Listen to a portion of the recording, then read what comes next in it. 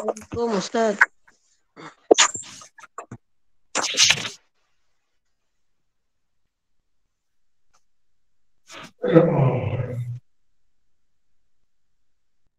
Satu pasal aja ya. Saya mau belanja. Wah, rencananya kan mau ke puskesmas lagi. Itu ke Gelandak. Jadi belanja mendadak. Bismillahirrahmanirrahim. Assalamualaikum warahmatullahi wabarakatuh. Waalaikumsalam warahmatullahi wabarakatuh. Ila hadratin Nabil Mustafa Muhammadin sallallahu alaihi wasallam wa ala alihi wa sahbihi wa dzurriyyatihi wa ahli baitihi ajma'in. Al-Fatihah. A'udzu billahi minasyaitonir rajim. Bismillahirrahmanirrahim. Alhamdulillahirabbil alamin. Arrahmanir rahim. Maliki yaumiddin. Iyyaka na'budu wa iyyaka nasta'in. Ihdinas siratal mustaqim. Siratal ladzina an'amta 'alaihim ghairil maghdubi 'alaihim waladdallin. Wa ila ruh as-sih Abi Suja. Al-Fatihah. A'udzu billahi minasyaitonir rajim. Bismillahirrahmanirrahim. Alhamdulillahirabbil alamin. Arrahmanir rahim. Maliki yaumiddin. Iyyaka na'budu wa iyyaka nasta'in. Ihdinas siratal mustaqim. Siratal ladzina an'amta 'alaihim ghairil maghdubi 'alaihim waladdallin. Amin. Bismillahirrahmanirrahim. Alhamdulillahirabbil alamin. Wassalatu wassalamu ala asyrafil anbiya'i wal mursalin. Sayyidina Muhammadin wa ala alihi wa sahbihi ajma'in. Amma ba'du. Fa inna asdaqal hadisi kitabullah wa khairal hadi hadi Rasulillah wa syarrul umuri muhdatsatuha wa kullu muhdatsatin bid'ah wa kullu bid'atin dhalalah wa kullu dhalalatin finnar. Wa bisanadil mutasili ilal imamil muallif rahimahullah ta'ala wa nafa'ana bi ulum bidaroini amin. Qol faslun wa kullu ma'in kharaja minas sabilaini, halaman 11 ya, baris kedua dari bawah. Faslun fasal wa kullu dan setiap ma'in itu benda yang benda cair atau padat ya. Kalau di sini arti Sundanya saban anu hancur. Ya artinya yang cair maupun padat.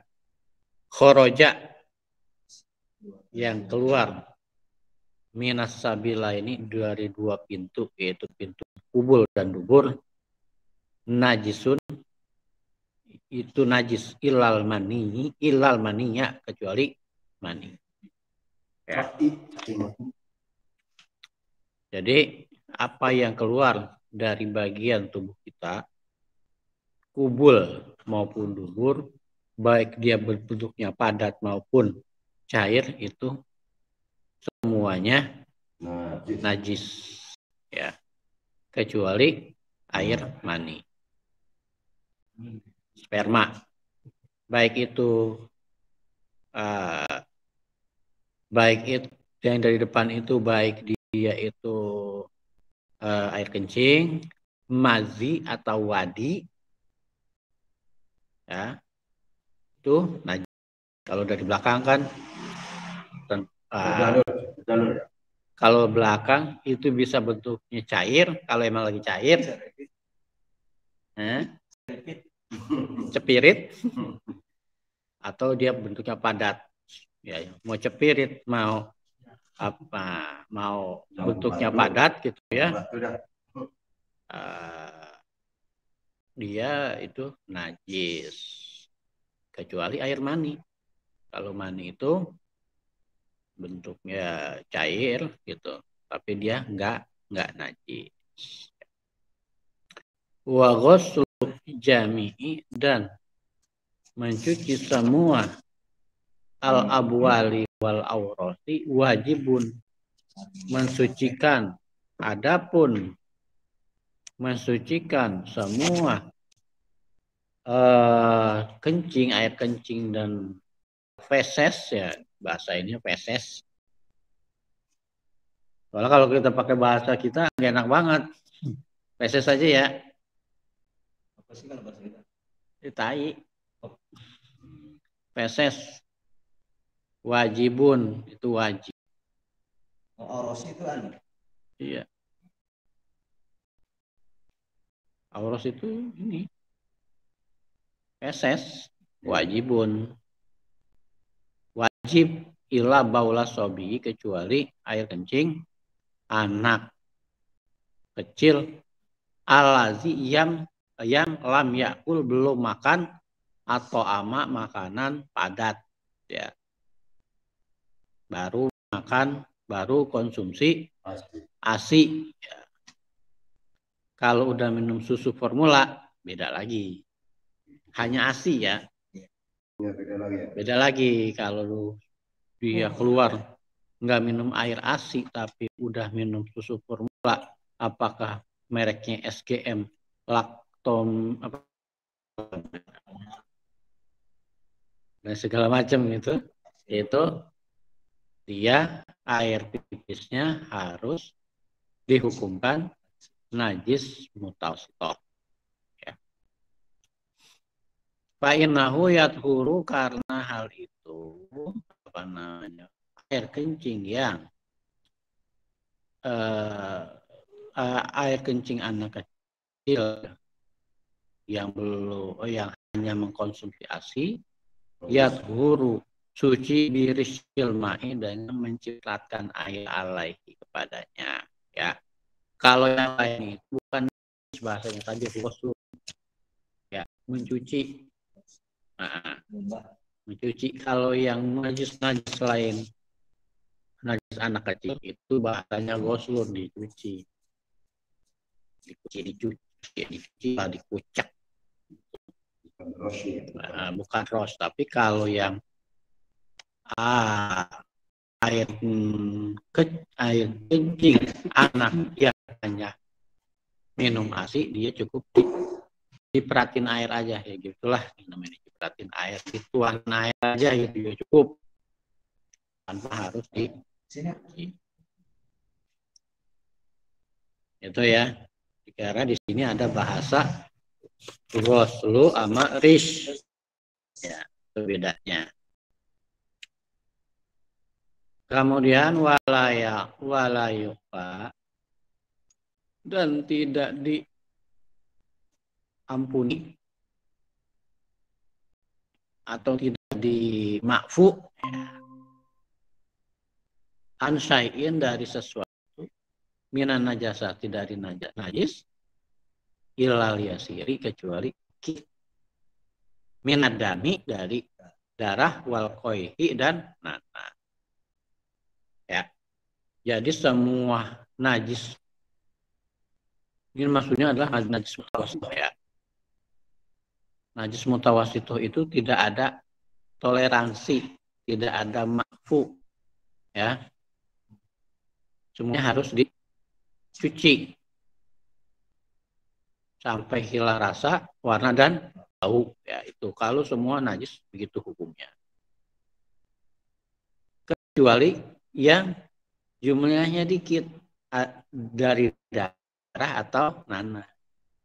Nah, jadi kalau ada darah dikit atau nanah dikit, itu dimakfu lah, nggak dicuci juga nggak ngapa-ngapa.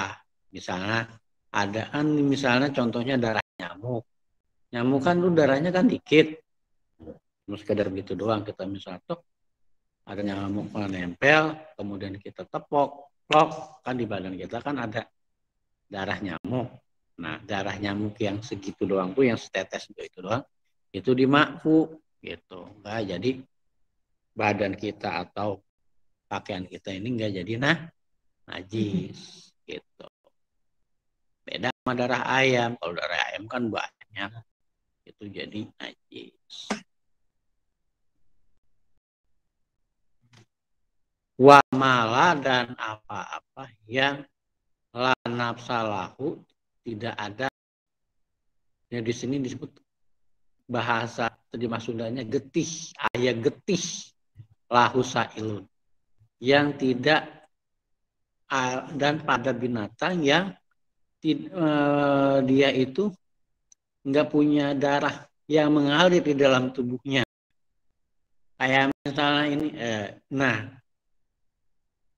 idza waqa'a fil ina'i wa mata fi. Jika dia itu masuk ke dalam wadah dan mati di situ. Seperti apa? Semut. Semut itu kalau mati dan masuk misalnya ke minuman, dia si semut itu nggak najis. Karena apa? Semut itu kan punya darah. Nggak punya darah ya? Kayak lah. Darah semut nggak ada. Darah semut. Sama belalang nggak ada darah. Barang. Termasuk juga nggak ada kan? Ya. Kemudian juga laron. Lalat ada. Lalat ada nggak? Pokoknya gini lah. Secara umum nggak ada. Iya, tapi lalat itu kalau hidup ke minuman, Ya. disebut Ya. Artinya pokoknya secara umum yang nggak ada darahnya gitu ya. Itu dia kalau mati hukumnya itu bukan bangkai. Ya kan dia bangkai ya. Yang najis. Kalau nyemplung ke makanan atau ke wadah itu tidak harus disucikan seperti najis mutawasito pada umumnya.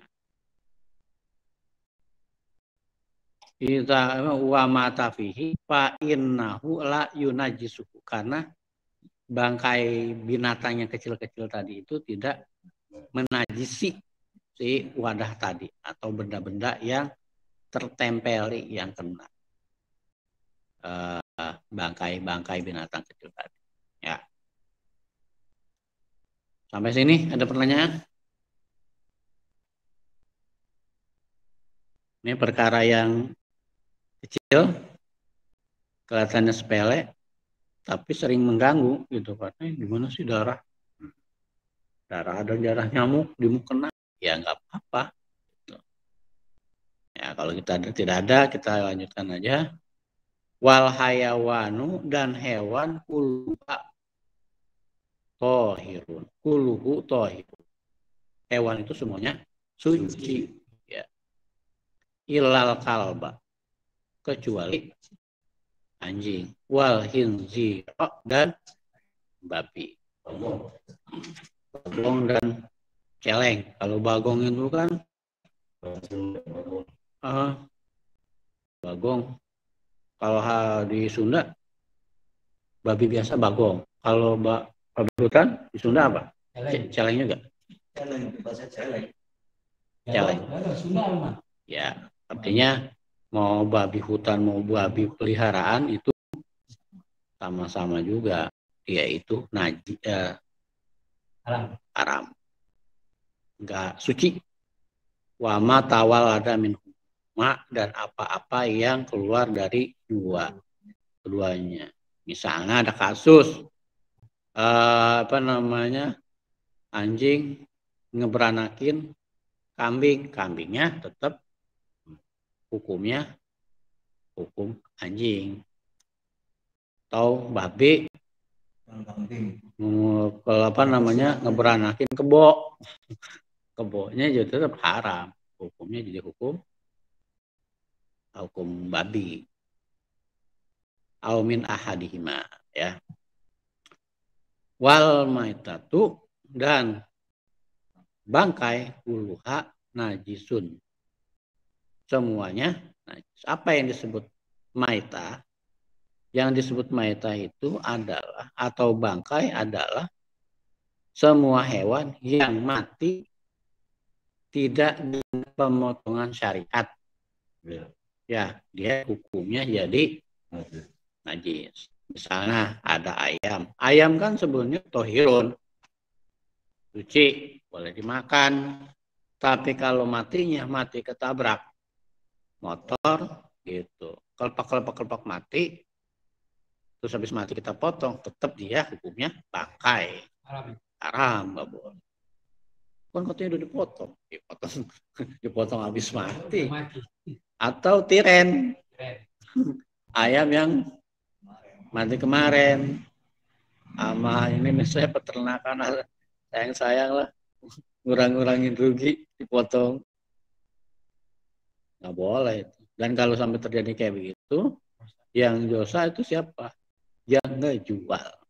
Kita nggak tahu makan nggak apa-apa ya? Ya nggak apa-apa, karena kita nggak tahu. Iya. Tapi yang dosa itu adalah yang ngejualnya, peternak, apa pemotongan, kayak gitu ya. Mereka tanggung jawab dunia akhirat. Gitu. Wal maitatu kuluhan najisun, bangkai itu semuanya najis. Ila sama kecuali ikan, wal jaroda dan belalang. Nah, jadi ikan itu kan nggak ada yang matinya dipotong.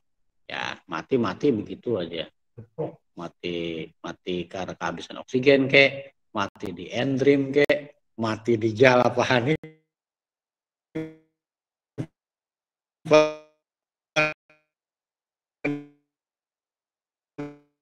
Oke. Aman. Hah?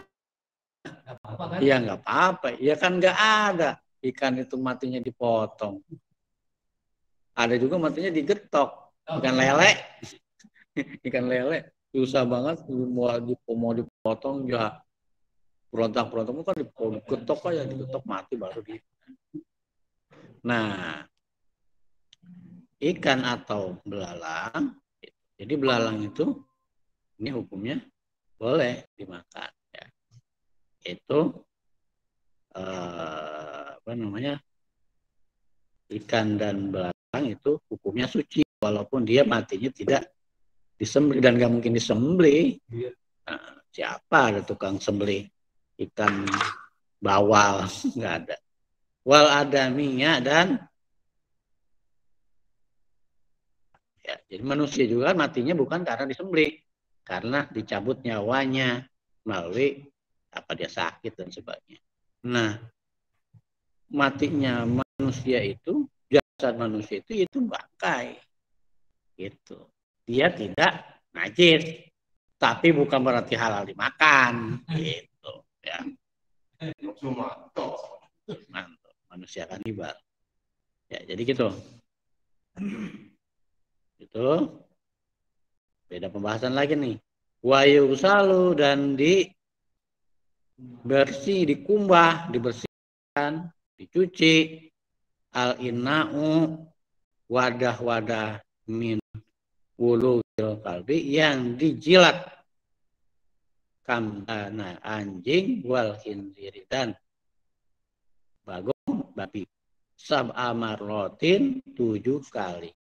Ihdahunna satu diantaranya biturabi dengan debu. Gitu. Jadi nyuci pada kita misalnya ada baskom, ada ini yang dijilat oleh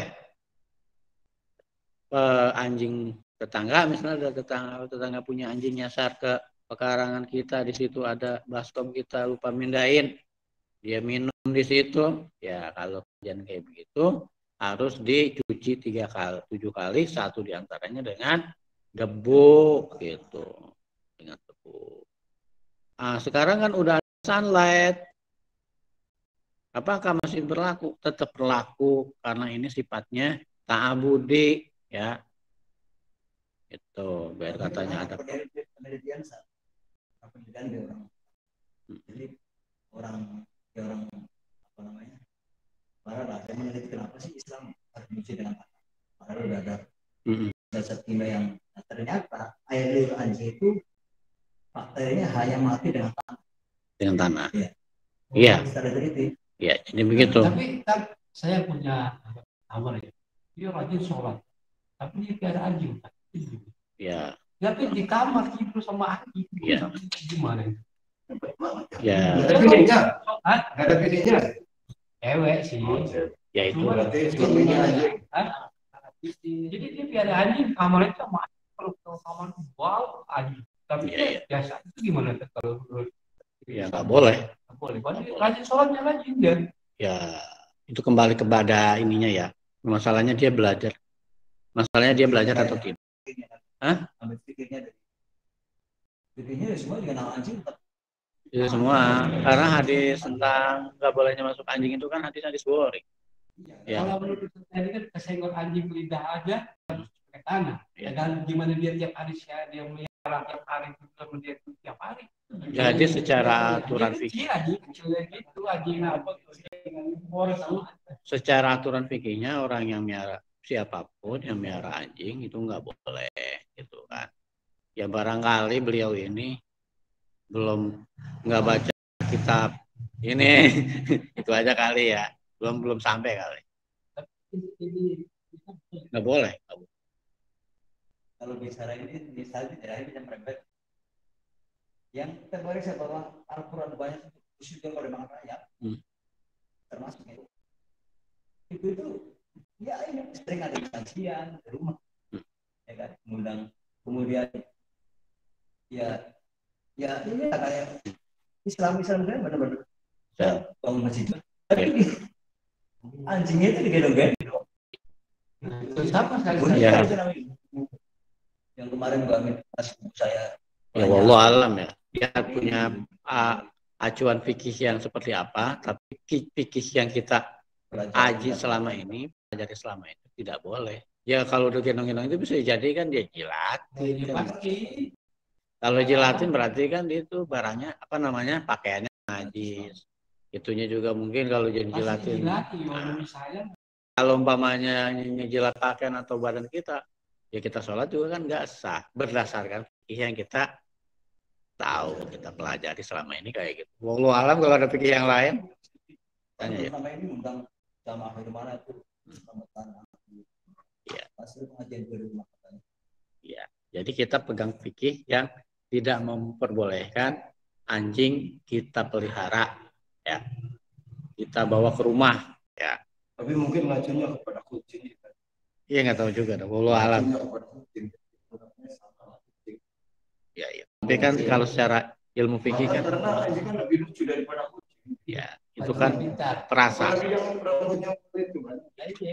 Jadi itu kan perasaan. Kalau perasaan itu kan subjektif. Kalau ilmu itu kan objektif.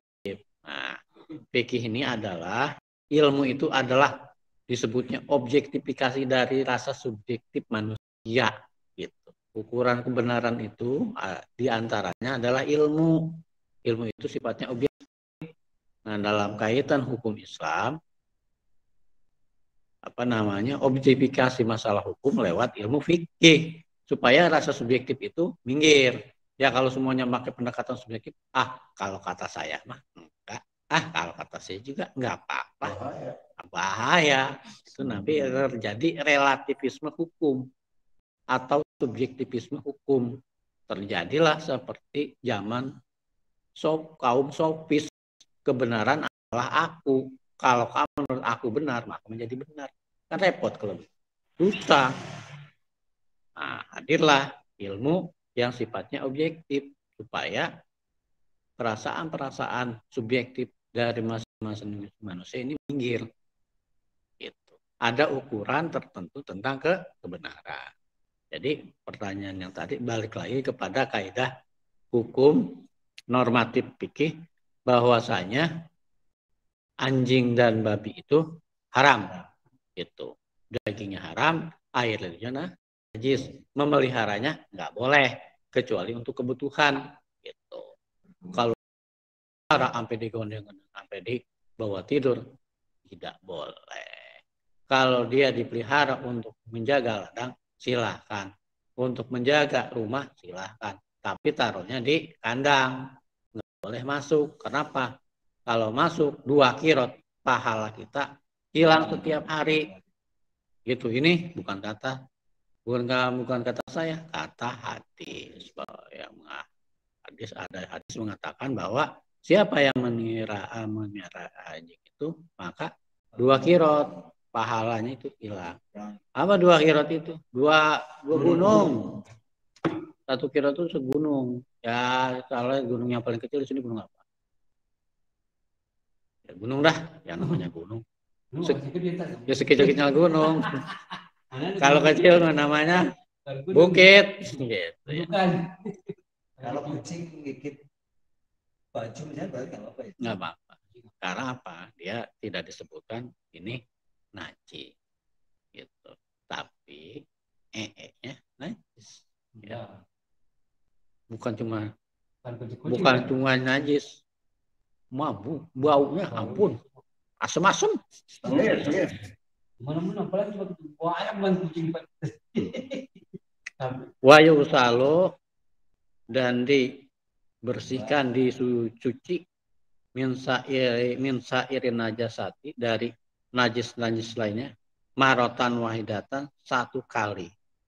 Cukup satu kali ta'ti alaihi ya. Cukup satu kali. Jadi ada benda-benda yang suci yang terkena najis itu cukup membersihkannya satu kali saja. Watalatu abdul 3 kali lebih utama gitu. Ada sendal kita injek kucing, cukup sekali kita bersihkan. Kurang abdol 3 kali. Pakai tanah enggak? Wah, kalau kucing enggak. Gitu ya secara umum cara membersihkan najis. Ukurannya itu adalah sampai hilang rasa, bau dan warna gitu. Nah, supaya hilang itu semua, zaman modern ini dibantu dengan deterjen, baik yang bubuk maupun yang cair, ataupun yang setengah-setengah, agak cair, agak padat.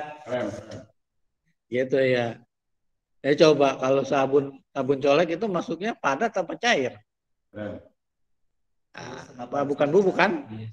Bukan bubuk dan bukan cair, ya, tengah-tengah.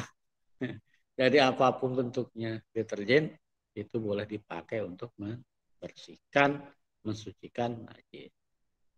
Nah, dilanjutkan wa iza takhalalat al khamratu, dan jika berubah khamar menjadi cuka binafsi hadis sendirinya toharot, maka si khamar itu jadi suci. Itu ada minuman keras apapun mereknya ditaruh, setelah ditaruh dia berubah jadi cuka sendirinya, jadi cuka. Proses pemasaman tadi ya? Ya, tapi sendirinya. Hah? Misal kan katanya misalnya air, ya saya juga nggak tahu ya. Ini kan kita bicara normatif ya. Nah, ada sesuatu misalnya air kelapa didiamin lama-lama mungkin menjadi khamar gitu kan, air kelapa itu akhirnya jadi najis dan haram dikonsumsi. Tapi kemudian kalau kita diamkan gitu, dalam beberapa waktu kemudian dia balik lagi menjadi cuka dengan sendirinya, maka air kelapa atau cuka itu menjadi suci dan boleh dikonsumsi. Dikonsumsi maksudnya ya apa, dipakai buat garemin ikan kan kayak gitu, dipakai buat asinan. Tapi kalau dia itu berubah menjadi khamar, kagak boleh dipakai garemin ikan kek, dipakai apain kek, itu enggak. Maksudnya jadinya muter-muter gitu ya? Tadinya najis. Kalau udah setelah asam dilamain lah, kita halal. Iya. Ya, tadinya kan air kelapa kan suci, jadi khamar, tidak mensucikan. Ya. Terus jadi cuka gitu, jadi kembali ke halal gitu. Ya, tapi dia di sendirinya. Iya. Wa in takhalalat bi tohri syai'in fiha lantat hurun. Tapi jika dia menjadi cuka karena dengan memasukkan sesuatu ke dalamnya, maka dia tidak suci. Misalnya ada wah ini ada minuman keras supaya jadi cuka, kita masukin misalnya awas misalnya, kita masukin plung, kemudian dia berubah menjadi cuka. Ini tetap hukumnya tetap khamar, tidak boleh dikonsumsi dan dia najis begitu. Ya, saya kira itu masalah najis, macam-macam najis. Di sini sih memang tidak disebutkan pemberian najis ada mukhafafah, mutawasitoh dan mughaladzah, tidak ya. Kalau bahasa yang seperti itu ada di dalam kitab Safinatun Najah. Ya, kalau ini langsung kepada pembahasan barang atau jenis benda-benda yang dikategorikan najis, mukhafafah, mutawasitoh dan mughaladzah, serta cara mensucikannya. Kemudian ada bagian terakhir masalah khamr. Nah, inilah fikih. Pemahaman fikih, pemahaman terhadap hukum Islam versi Syekh Abi Suja.